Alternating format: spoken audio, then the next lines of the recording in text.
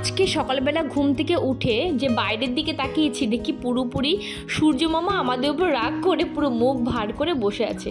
অর্থাৎ আমার কথা বুঝতে পারছো, আজকে দিনটা মনে হচ্ছে পুরো মেঘলা মেঘলাই যাবে, পুরো একদম মেঘাচ্ছন্ন একটা ওয়েদার।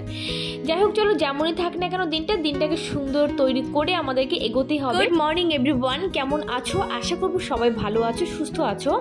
এখন এই যে একদমই বিজিতম একটা মর্নিং দেখাচ্ছি তোমাদেরকে। অ্যাকচুয়ালি প্রত্যেকটা মর্নিং প্রত্যেকটা মানুষের জন্য কিন্তু বিজি থাকে, তাই না বলো? যত কাজকর্ম দেখবে সকালবেলার টাইমটাতেই মানে মানুষ মনে বেশি করে ফেলে, এরকম হয়। দুপুরবেলা অনেকে দেখবে কাজ থাকেই না, আবার অনেকে দুপুরবেলায় থাকে কাজ, তবে সকালবেলা সবাই কিন্তু ব্যস্ততার মধ্যে দিয়ে মোটামুটি কাটে। যাই ঘুম থেকে উঠলাম, উঠে আমি ফ্রেশ হয়ে নিলাম আগে। উঠে এবার আমি কি করছি, একটুখানি ফেস ওয়াশ দিয়ে ফেসটাকে আমি ক্লিন করে নেবো। যতই ব্যস্ততা থাকে না কেন সকালবেলা উঠে তুমি যখন মুখটা তুমি ক্লিন করে নেবে বা নিজেকে একটু ক্লিন করবে, ড্রেসটা চেঞ্জ করবে, অটোমেটিক্যালি তোমার মধ্যে একটা গুড ভাইবস কাজ করবে এবং অনেক ভালো লাগবে, অনেক ফ্রেশ মনে হবে, নিজেকে অনেক পজিটিভ মনে হবে। দেখবে অনেকে আমরা আছি যে ঘুম থেকে উঠে আগে রান্নাঘরে চলে যাই, নিজেকে ফ্রেশ করি না।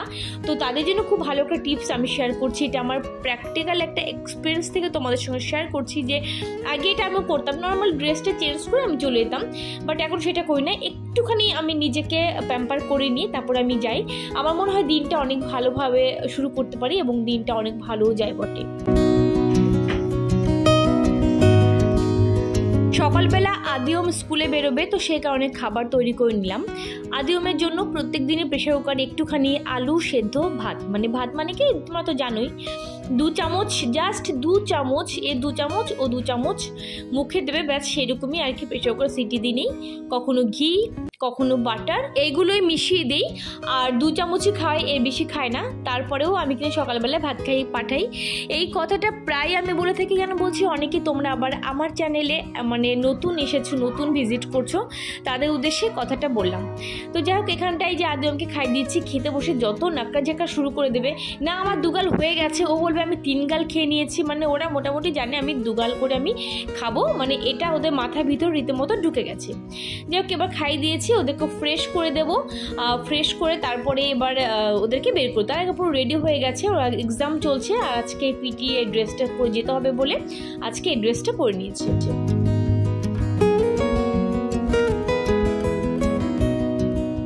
ওরা যতক্ষণ পর্যন্ত স্কুলে না যাবে না ততক্ষণ পর্যন্ত প্যালপেটে শুরু হয়ে যায়। গাড়ি কিন্তু আমাদের বাড়ির নিচে ঠিক এসে দাঁড়ায়, তারপরে মনে হয় কি যে এই গাড়ি চলে যাবে না, তো যাবে তো নাই।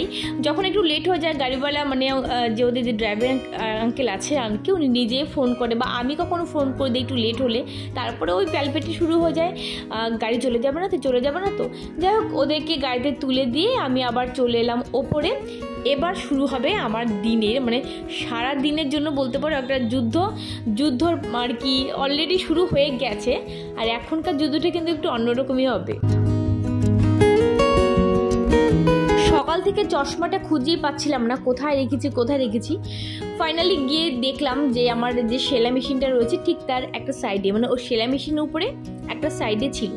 তো যাক, চশমা পরে নিলাম। আর এখন জানো তো দিন যাচ্ছে এমন অবস্থা হচ্ছে, চশমা ছাড়া মনে হচ্ছে খুব কম দেখছি, আবছা ধোয়া এরকম দেখছি। যাই হোক, এখানটা নিয়ে নিলাম আটা মাখা আর কি, আটার ডো ফ্রিজ থেকে বের করে নিলাম, তারপর হাতে একটুখানি ভালো করে মেখে নিলাম যাতে ঠান্ডা ভাবটা না থাকে। এবার যাব ওপরে গিয়ে এবার দিতে যাব পাখিকে খাবার। আর হ্যাঁ, আমার এই পাখিকে খাবার দেওয়া দেখে না আমাকে একজন কমেন্ট করেছিল, সে বলেছিল যে আটা এই ডো না দিয়ে রুটি করে দিতে পারো, রুটি ছিঁড়ে দিতে পারো। তো তুমি বলেছি তুমি নাকি এইভাবে দাও কাকেদের বা পায়রাদের খাবার, কিন্তু বিশ্বাস করো আমি দিয়েছি, আমার হাজব্যান্ডও দিয়েছে, ওরা রুটি একদমই খেতে চায় না মানে খেতেই চায় না। আমি রুটি তৈরি করে নিয়ে এসে, মানে এমন না যে বাসি রুটি বা ঠান্ডা হয়ে গেছে এরকমটাও না, একদম নরম, মানে তৈরি করে নিয়ে এসেই টুকরো করে আমি কিন্তু দিয়েছি, তারপরও দেখেছি ও কিন্তু একদম খেতে চায় না। গুড মর্নিং, কেমন আছো সবাই? আশা করছি সবাই ভালো আছো, সুস্থ আছো। আর আজকে না ছাদে পাখি খেতে দিতে এসে মানে কি বলবো, এমনই 50টা 60টা করে কাক চলে আসে, কম করে 30-40টা তো আসবেই, মানে এতটা কাক, এত পরিমাণে কাক চলে আসে। আজকে আসছে না, আজকে না আসার কারণ হচ্ছে ওই যে দেখতে পাচ্ছ মেট্রো লাইন হচ্ছে ওখান থেকে না মাঝে মধ্যে একটা বাজে একটা নয়েস আসছে, মানে ওখানে কাজ যেহেতু চলছে, ওটা আন্ডার কনস্ট্রাকশন যেহেতু রয়েছে, তো ওখানটা কাজ হচ্ছে আর বাজে বাজে নয়েস আসছে, মানে মেশিন চালানোর আওয়াজ মাঝে মধ্যে আসছে, বিকটভাবে আসছে। আমি ছাদে রয়েছি তবু এখান থেকে আওয়াজটা বুঝতে পারা যায়। সে কারণে কাকগুলো সব দেখি উড়ে গিয়ে এদিক থেকে ওদিকে যাচ্ছে, ওদিক থেকে এদিকে যাচ্ছে, যে কারণে কাকগুলো আজকে আসেনি, মানে কম। তাছাড়া প্রচুর কাক আসার কী যে ভালো লাগে দিতে। আর এত পায়রা পাশ দিয়ে ঘুরে বেড়াচ্ছে, বাট একটা পায়রা কিন্তু আসার কারোর ক্ষমতা নেই, মানে কাকেদের উৎপাতে, কাকেদের জ্বালায় একটা পায়রা আসে না। কাক সব মানে সব কটা পায়রাকে তাড়িয়ে দেবে, একটা মানে আসতে পারে না। পরে ট্যাঙ্কির উপরে না হা করে বসে বসে দেখে পায়রাগুলো, কিন্তু আসার কোনো ক্ষমতা থাকে না। আজকে যেহেতু কাক আসেনি, বেশ কয়েকটা পায়রাও আজকে এসছে, খুব ভালো লাগলো। এখানটা আমার এই যে অ্যালোভেরা গাছগুলো কি করুন দশা দেখো, জল দেওয়া হয় না বেশ অনেক দিন, কিন্তু আর বৃষ্টিও যেহেতু হচ্ছে না, পুরো একদম হলুদ হয়ে গেছে, আর বৃষ্টি হলে না পুরো একদম সবুজ হয়ে যায়। আবার এখানটায় তুলসী গাছটা কি সুন্দর দেখো, ওই 4 তলা এক দিদি লাগিয়েছে, কি সুন্দর না, পুরো একদম ঝাঁকড়িয়ে উঠেছে, দারুণ লাগছে দেখতে। চলো দেখি এবার নিচে যাওয়া যাক। নিচে গিয়ে সমস্ত কাজকর্ম বাকি আছে, বিছানা তোলা হয়নি, বিছানা পরিষ্কার করা হয়নি, ডাস্টিং ক্লিনিং সব কিছু বাকি আছে। চলো নিচে যাই এবার।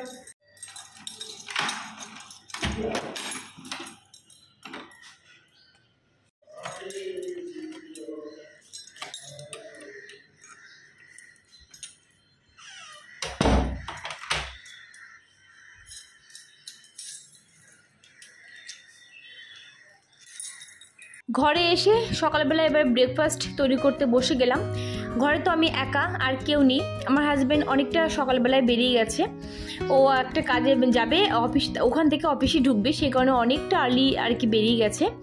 আর এবার আটা মেখে নিচ্ছি, করব রুটি। আর আমি একা যেহেতু খাবো, আর সকালবেলা টাইমটা জানাই তো তোমরা, সেরকম কিছুই আমি খাই না। একটা ডিমে অমলেট কখনো একটুখানি জ্যাম দিয়ে, বা কখনো একটুখানি বাটার দিয়ে, একার জন্য আর কি করব বলো তো। তো যাই হোক, আর এখানটা হচ্ছে এখন করে নেব রুটি, আর রুটি খাবো ডিমের অমলেট দিয়ে। জানো তো, ডিমের অমলেট দিয়ে বেশ অনেক দিন পর আজকে রুটি খাবো। বিশ্বাস করো, একটা আমার ভয় বা একটা ভীতি চলে এসছে আমার মধ্যে। কিছুদিন আগে আমি খেয়েছিলাম ডিমের অমলেট দিয়ে রুটি, অ্যাসিডিটি হয়ে গেছিলো, সারাটা দিন প্রচণ্ড পরিমাণে ভুগেছিলাম, তারপর থেকে আর খাইনি। আজকে না আমি ভুলে অমলেটটা করে ফেলেছি, তারপরে মনে করলি মা খাবো, আবার যদি কিছু হয়। যাই হোক, আজকে আর কিছু হয়নি, খেয়ে নিয়েছিলাম, কোনো অসুবিধা হয়নি। কিন্তু সেদিনকে যে অবস্থা হয়েছিল, মানে গোটা দিনটা খুব বাজেভাবে গেছে আমার। মানে অ্যাসিডিটি করলে কেমন লাগে আমি শুনেছি অনেকের মুখে, বাট আমার সেদিনকে খুব খারাপ লেগেছে। এই জিনিসটা কিনে নিয়ে এলাম, এরকম সেম জিনিস কিন্তু একটা আমি আগে কিনেছিলাম, মেরুন কালার, তোমরা দেখেছিলে তো। আমার ওইটা দেখে না, মানে পাশের ঘরে দিদি, সে বলেছিল যে আমিও একটা কিনবো। তো এগুলোকে বেসিক্যালি কি বলো তো, 100 টাকা যে গাড়িগুলো আসে, 30 টাকা যে গাড়িগুলো আসে, সেগুলোতে মানে ফিক্সড রেট থাকে যে এই সব মালগুলো 30 টাকা, এই মালগুলো 100 টাকা। তো আমি আমারটা 100 টাকা দিয়ে নিয়ে এসেছিলাম, তোমাদেরকে বলেছিলাম। তারপরে ওই দিদি ওই সেম গাড়িতে গিয়ে জিজ্ঞেস করেছে দাম, বলেছে 150 টাকা দাম বলেছে দিদির কাছে। তো দিদি আমাকে বলে, দেখো আমাকে বললো 150 টাকা, আমি আর কি বার্গেটিং কিছু করিনি। একবার নাকি বলেছিল যে কম হবে না, এগুলো নাকি 100 টাকা করে দাম। দিদিকে বলে দিয়েছি না, কম হবে না। ঠিক আছে তুমি তাহলে, আমি ওয়েট করো, আমি পরে দেখে আমি তোমার জন্য কিনে রাখবো। দিদিভাই বাড়িতে নেই, তো এখন দেখি নিচে গাড়ি এসছে, আমি দৌড়ে গেছি। এবার আমি যাওয়ার পরে আমার দাম কত বলছে, 150 টাকা। আমি যখন মনের সাথে বললাম যে না এগুলো 100 টাকা করে বিক্রি হয়, 150 টাকা করে না, এরকম বললাম, তারপর উনি থতমতো খেয়ে গেছে। ঠিক আছে, কারণ আমি বলেছি এর আগে একটা মেরুন কালার আমি নিয়েছিলাম, তারপর বলে ঠিক আছে দিন। তাহলে ভাবতে পেরেছো, মানে 100 টাকা মাল কি করে 50 টাকা লাভ করতো। যাই হোক, এটা হচ্ছে আমার জন্য না, পাশের ঘরে দিদির জন্য নিয়ে এলাম। আর আমি নিয়ে এসেছি হচ্ছে এটা আমার একটা আছে, কিন্তু আমারটা খারাপ হয়ে গেছে, মানে খারাপ হয়নি, কালারটা একটু ডিসকালার হয়ে গেছে। তো এটা নিয়ে এসেছি, এটা 30 টাকা নিল, কিন্তু এইগুলো যদি অনলাইনে কিনতে যায়, এগুলো বেশ কিন্তু 60 টাকা তো না, 80-90 টাকা এরকম করে নিয়ে নেয়, 69-89 এরকম করে নিয়ে নেয়। এই জিনিসটাও কিন্তু খুব সুন্দর হয়েছে, আর যথেষ্ট শক্তপোক্ত হয়েছে। এই ঘরের উপরে যে কভারটা রয়েছে, এই কভারটা সরিয়ে 2 দিন ধরে শুধু ভেবে যাচ্ছি একটু ক্লিন করে দেবো। নর্মালি ডাস্টিং ক্লিনিং যখন করতে আসি, ছোট ওয়ার্ডরোবটাও করে দিই ক্লিন, কিন্তু কভারটা উপরটা বেশ একটু ধুলো পড়েছিল। তারপর আবার যে সমস্ত শোপিসগুলো ছিল, সেগুলো দেখলাম একটু ধুলো ছিল, নামিয়ে দিয়ে ক্লিন করবো, সময় আর হচ্ছিল না। তো হাতে এখন সময় আছে, ভাবলাম এই কাজটা আগে করে নিই, আবার ভুলে যাব। তো ওই কভারটা আবার আমি পেতে দিলাম, তবে একটু ঝেড়ে পেতে দিলাম এবং উল্টে পেতে দিয়েছি। এরপর এবার আমি তুলে ধুয়ে অন্য একটা কভার দিয়ে দেবো। আর আমার ঘরে দেখো, এদিকে জিনিস ওদিক, ওদিকে জিনিস এদিক। আদিও আমি পেন্সিল শার্পনার যেখানে থাকার কথা সেখানটা না রেখে দিয়েছি মাস্টার বেডরুমে। সেটাকে একটুখানি গুছিয়ে অর্গানাইজ করলাম। তোমাদের সঙ্গে একটা জিনিস শেয়ার করি, সেটা এই ফ্লাওয়ারটা তৈরি করেছি। বুঝতে পারছো এটা কিসের ফ্লাওয়ার? এটা দেখো তোমরা একবার, এটা হচ্ছে ক্লে দিয়ে তৈরি করা। আর ক্লের ফ্লাওয়ার বা ক্লের কোনো কিছু আজ পর্যন্ত আমি তৈরি করিনি। এত কিছু তৈরি করেছি কিন্তু ক্লের কোনো কিছু আমি এখনও পর্যন্ত তৈরি করিনি। ফার্স্ট টাইম আমি ফ্লাওয়ারটা তৈরি করলাম। একটা না, বেশ কয়েকটা করেছি, এত সুন্দর হয়েছে বিশ্বাস করো, ভীষণ সুন্দর হয়েছে। কিন্তু আমার আদিও খেলতে মানে আমি প্রথম এমনি সাজিয়ে রাখবো বলে বানাইনি, আমি জাস্ট এক্সপেরিমেন্ট করছিলাম। তো খুব ভালো হয়েছে। আদিও নিয়ে খেলেছে কয়েকটা, 2-3 পিস হয়তো ঘরে পড়ে আছে। তো আশা করছি নেক্সট টাইম তোমাদের সঙ্গে ক্লের ফ্লাওয়ার বা যে কোনো শোপিস আমি শেয়ার করতে পারবো। না, বাজারে গিয়েছিলাম, বাজার থেকে 1 কিলো নিয়ে এসেছি গাজর, কারণ বিট অনেকটা পরিমাণে, প্রায় 1 কিলো মতো বিট রয়েছে ফ্রিজের ভেতরে। তো গাজর নিয়ে এসেছি 1 কিলো, আর লঙ্কা নিয়ে এসেছি, এই লঙ্কাটা, আর হচ্ছে ধনেপাতা নিয়ে এসেছি। এই যে 5 টাকা ধনেপাতা দিল, বাহ অনেকটাই দিয়েছে দেখো। আর বেগুন নিয়ে এসেছি 3খানা বেগুন, ব্যাস এ কটাই সবজি নিয়ে এসেছি। আমার হাজব্যান্ড বললো বারাসাত থেকে আজকে সবজি নিয়ে আসবে, অফিস করে ফিরবে তারপরে, তো সেই কারণে আমি সবজি আর বেশি নিয়ে এলাম না।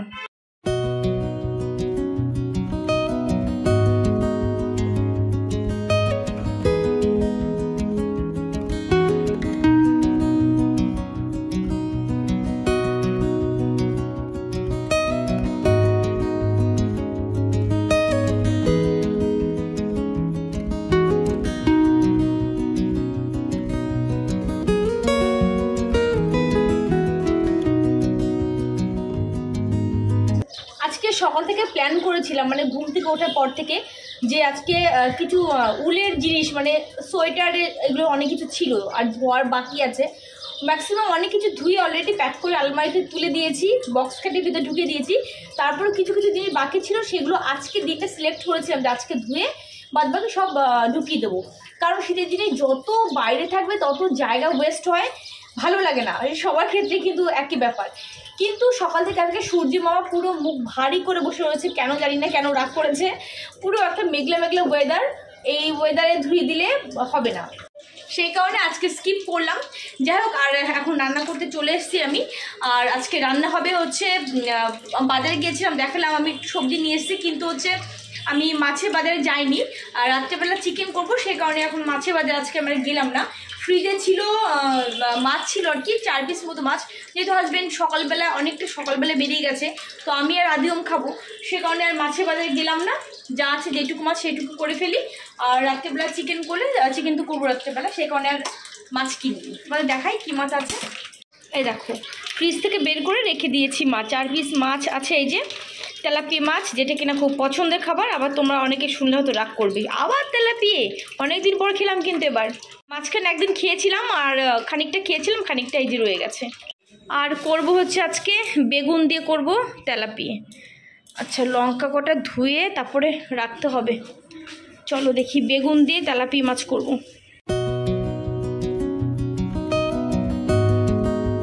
বেগুন দিয়ে মাছের তরকারি করতে বসলেন, একটা কথা মনে পড়ে। বিয়ের আগে না আমি একদম বেগুন খেতাম না, জানো তো।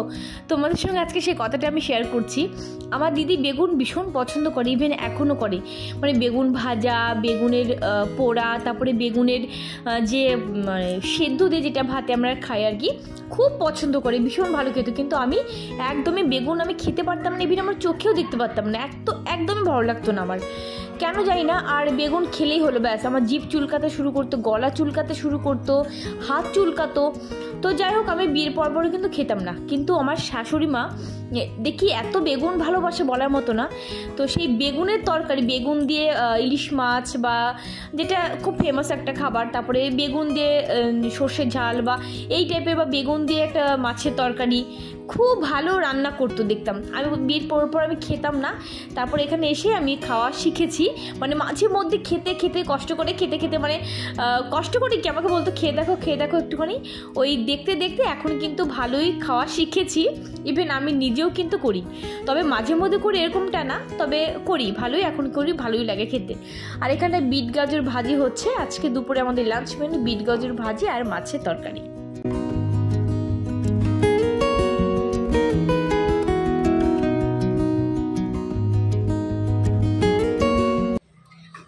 পড়ে যাবে হাত থেকে পড়ে যাবে কিন্তু বললাম। আদিওম এখন বেরোচ্ছে খেলতে। কোথায় আছো খেলতে বলো?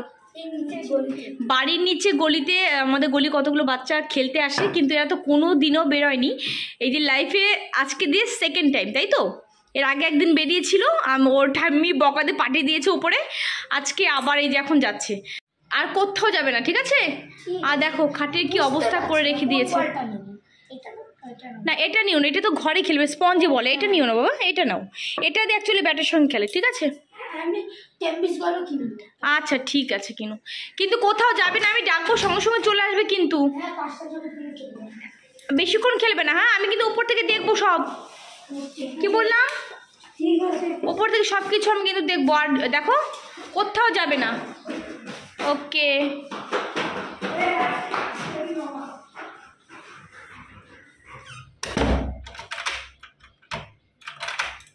আদিওম এই দিয়ে দুদিন গেল খেলতে বাইরে, কালকেও গিয়েছিল, আজকেও গেল। অ্যাকচুয়ালি ওর বাড়ি থেকে তো কোনোদিনও, মানে বাড়ির থেকে মানে কি স্কুলে যায় ব্যাস এই। আর এখন মাঝে মধ্যে টুকটাক আমি নিচে নামতে দিই, মানে আমাদের বাড়ির নিচে দোকান আছে, তো দোকানে বলাই আছে ওরা যদি আসে ওদেরকে তাড়াতাড়ি করে ছেড়ে দিতে। মানে কি হয় যে একটা প্র্যাকটিক্যাল এক্সপিরিয়েন্স গ্যাদার না করলে না কোনো জিনিস সহজে শেখা যায় না। যতই পড়াশোনা শিখুক না কারণ হিসেব এই ব্যাপারগুলোর জন্য প্র্যাকটিক্যাল এক্সপিরিয়েন্স একটা কিন্তু প্রয়োজন পড়ে। তো সেই কারণে নিচে আমাদের বাড়ি, আমি যেখানে দাঁড়িয়েছি ঠিক তার নিচে বলতে গেলে আর কি, মানে ব্যালকানির নিচে দোকানে, সেই দোকানে মাঝে মধ্যে পাঠায় একটুখানি, হয়তো 2 দিন বা 3 দিন পর একদিন এরকম ব্যাপার, কিন্তু খেলতে নিচে নামেই না ওরা। তো কালকেও গিয়েছিল, পাশের ফ্ল্যাটে একটা বাচ্চা আর ওরা দুজন, আজকেও সেই স্বাদটা পেয়ে গেছে, আর পাগল হয়ে যায় বাইরে যাওয়ার জন্য, বাইরে যেতে পারে না সেই কারণে। আর ওরা নিচে গেছে, এখন আমার টেনশন থাকবে, আর বারবার করে আমি জানলা দিয়ে দেখবো, তারপরে আবার নিচে যাব, এই এখন করতে থাকবো। আর ব্লগ আর কন্টিনিউ করবো না, কারণ কয়েকটা দিন ধরে তোমরা দেখছো যে মোটামুটি আমি বিকেলবেলা বা সন্ধ্যার মধ্যে আমি ব্লগটা আমি কন্টিনিউ, মানে ওই পর্যন্তই এন্ড করে দিয়েছি, কন্টিনিউ আর করছি না। আর আমি এক্সাম চলছে তোমাদেরকে বলেছি, আশা করছি তোমরা বুঝতে পারছো এবং কোঅপারেট করবে আমার সাথে। তো যাই হোক চলো ব্লগ এখানটা এন্ড করছি, সবাই অনেক ভালো থেকো, অনেক হ্যাপি থেকো, আজকের মতো তাহলে টাটা।